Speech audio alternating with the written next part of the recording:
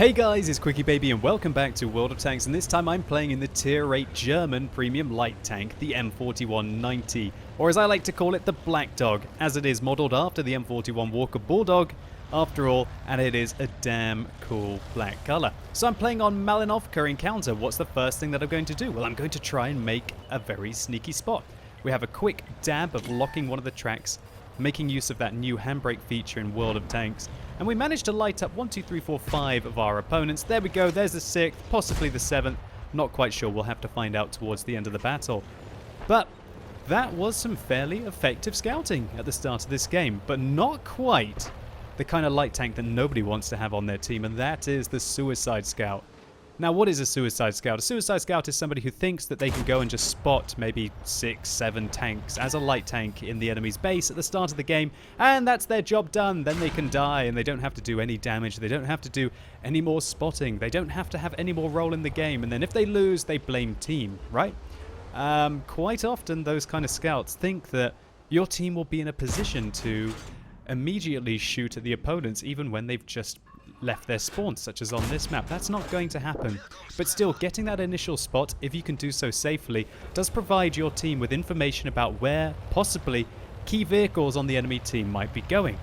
A key vehicle on the enemy team, for example, is that E75, that top-tier German heavy tank in this matchup. Certainly does have a lot of armor and will be an absolute force to try and take out. So, I'm not sure if we managed to spot him. I didn't look at the start of this game. But it's just that kind of example of information that you can try and get for your team at the start. But you must do so safely. Now, I didn't take a shot with that initial spot. It wasn't until I fell back into position and then I got shot from, I presume, maybe the AMX-30. Yeah, probably the AMX-30 from on top of the hill, which did remove quite a lot of my hit points. But luckily, this is a Tier 8 premium light tank, and so I can still take another 2 hits of the same caliber guns, which is always nice. If I'm in the M41 Walker Bulldog and somebody hits me with a 105mm gun and they roll slightly high, then you can get 2 shots. And if you get hit by, say, a 130mm gun like on the IS-7, you will get 2 shots unless you get exceedingly lucky. So I've played the M4190 for I think about maybe 60 games since it was released last week. And that's because I was playing a lot over the weekend. Many of you were here. Thank you so much to all of you who did tune in for the live stream, for the special stream output that we put out over the weekend. But talking about special streams, well, spoilers, but today is going to be the mother of all special streams. And that's because later on I'm going to be joined once again by the mighty Jingles on stream. We're also going to be giving away 10 Type 59s and up to 30,000 gold, depending on how well we play, but I'll talk more about that later. So, I played the M4190 for maybe about 60 games now, and yeah, I really like it. Although, I have to admit, I did go back to playing the Mutz a few times the other day, and this tank is a hell of a lot harder than trying to play a regular Tier 8 premium tank. Now, why is that? Why is that, you might be saying? They're both Tier 8 premiums, right? Well, that's because this vehicle gets matched up as if it was a Tier 9 tank. Remember that your Tier 8 light tanks get matched up as if they were Tier 9 mediums. And so that means that you're going to be seeing these kind of matchups a hell of a lot less. And you might think that this isn't the best possible matchmaking for a Tier 8 tank, right? There are no Tier 6s on the enemy team. Well, again, I'm trying to hammer this fact home. Gets matched up like a Tier 9, the bottom tier tanks that you're ever going to meet are Tier 7s. And so that means that you meet Tier 10s a hell of a lot more. And the game does become more and more tricky the higher tier you go up. It also means that the enemy team quite often have much more view range, which makes your view range less useful as everyone starts to get up towards that 445 meter spotting distance, and your camouflage rating doesn't really have that high impact. So at the start of this game, we've had a pretty good result. We've done 1,137 damage.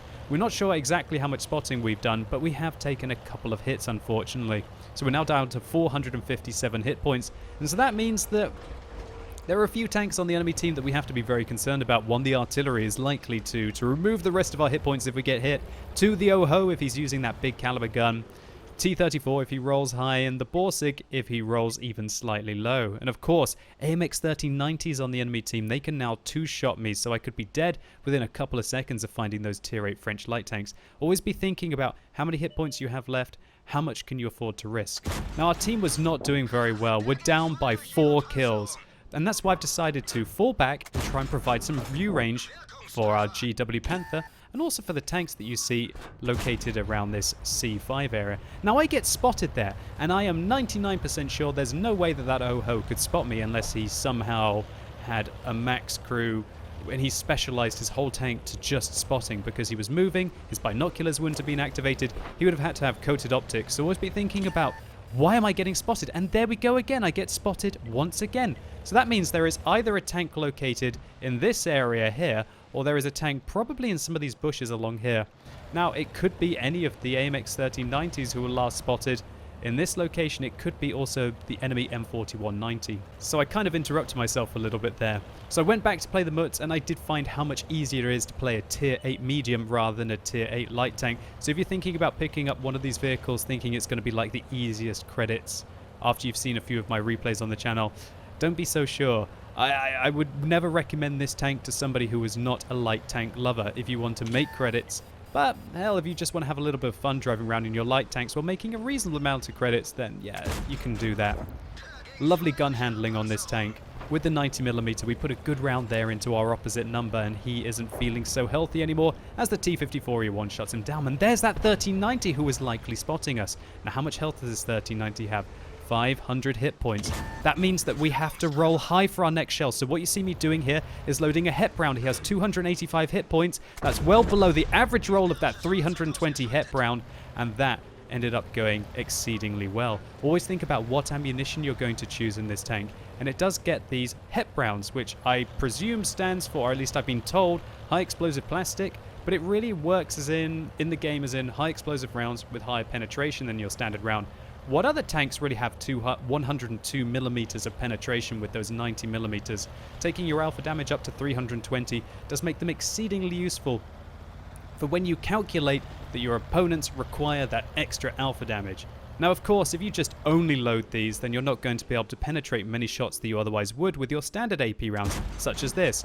I'm 99% sure that the HEP round wouldn't have been able to go through the side of the T-34 there. Probably his tracks would have been able to absorb it, and the AP round was certainly the best round to use, as he only had 176 millimeters of health. Come on, get with it. But we secure a kill there on the T-20. So yeah, he had 176 hit points, and that's well within the average of the 240 alpha damage of our standard rounds. So when you're playing this tank, always be thinking about what ammunition is correct to use. Sometimes it's going to be the heat rounds, which have got 250mm of penetration, but remember, that isn't going to be very good against spaced armor, such as tracks, or even on the side of many German vehicles, or even on the side of many Russian and Chinese tanks as well. So always think about what ammunition is right for the job. So we just had a great impact for our team there. We spotted and got that Oho killed. Then we took down that AMX 1390 who was providing a lot of view range into our base. And then we take down a T-34 and a T-20 as well without even getting spotted. And that's where having a good camo rating with your crew skills on your M4190 or any of your light tanks really does come into effect. Combine that with a decent view range and you can certainly dictate when you get spotted on the battlefield and hopefully seeing your enemies before. Now, one thing to remember, that as this is a light tank, that means that it has exactly the same camo rating when it's stationary as when it's moving, and so that makes camo crew just all that more important. Now, we've finally spotted the Lorraine 40T on the enemy team. Can we manage to put a shot into his side? Yes. One thing I absolutely despise about this tank after playing it for quite a few rounds is how low the shell velocity is. Not a good shot there for the second round, and I really would have liked to have secured his life. He has 304 hit points left, so even if we did hit him with that blind shot, we're going to be unsure whether we did manage to... well, we won't know if we hit him or not with the blind shot, because not the 240 alpha damage on this tank couldn't have really rolled that high. So yes, M4190, all about keeping mobile, but also still calculating on a map like this, on Malinovka, with so many bushes about where the enemies are going to be.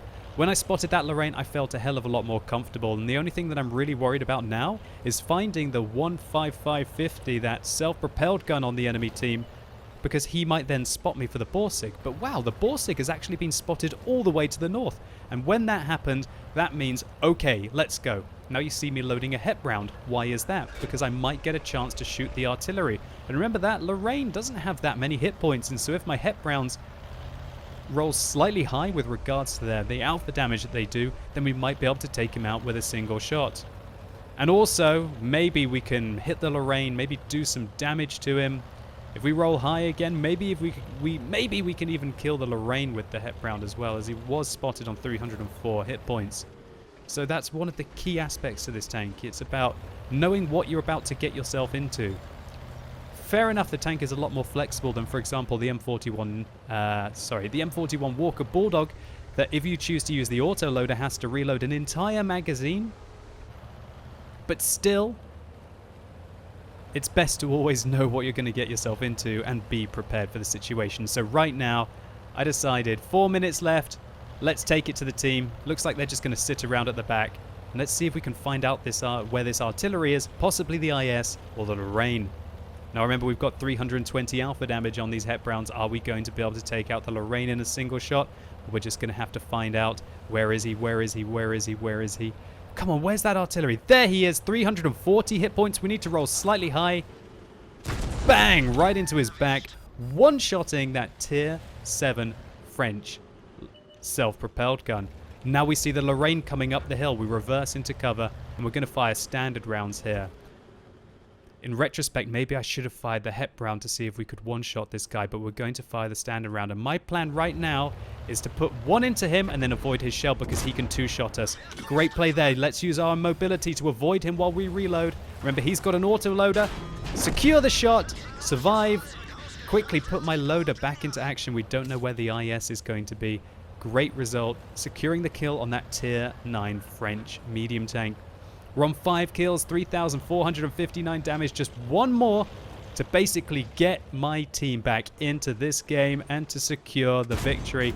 There you go, headshot taking out the tier 7 Soviet heavy tank. Boy, did this round feel awesome. It was the classic light tank performance where you basically have to do a little bit of everything for your team. So let's just take a very quick look at the post-game stats. So quite a result for the Black Dog here. This was 122,000 credits. Didn't need to fire any heat rounds. That's 111,000 profit for 1,474 base experience points. We got the high caliber doing the most damage on our team, but this was a rather nice matchup for the vehicle, as well as the top gun for the 6 kills, a patrol duty for enabling our allies to do lots of spotting damage to over 6 enemy vehicles, and also the scout medal for spotting at least 9 of the enemy team. And it's calculated play like this as to why I've been able to pick up quite a healthy win ratio while playing this tank solo in my first 68 games. And I still think this is one of the most fun vehicles in the game for a light tank driver. But again, I stress that I wouldn't recommend picking this vehicle up if you're not already confident in your light tanks. And just a reminder, if you didn't watch my video on Thursday, that tonight is the night that Jingles is finally returning to my live stream. Tune in tonight on twitch.tv/QuickyBaby to see the original Dream Team back together, as well as a chance to win 10 Type 59s and up to 30,000 gold depending on how well me and Jingles play. Because every time that we get 5 kills between our platoon, that's 500 gold for you guys. And if we can get 5 kills individually, well, that means 5,000 gold to give away towards the end of the stream. And so hopefully you guys enjoyed this video. If you did, please consider giving it a like down below. It really helps the channel out. And if you want to see a full review of the M41 Black Dog, then simply click through up here or use that more info icon in the top right hand corner of your screen. And let me know in the comments down below what you think about the M4190. Now it's been out for a week. Have you been enjoying it? Do you think that they've been easy pickings on the battlefield? What's your impressions of the tank and why? And as always, thank you so much for watching. You've been epic, and hopefully I'll see you soon.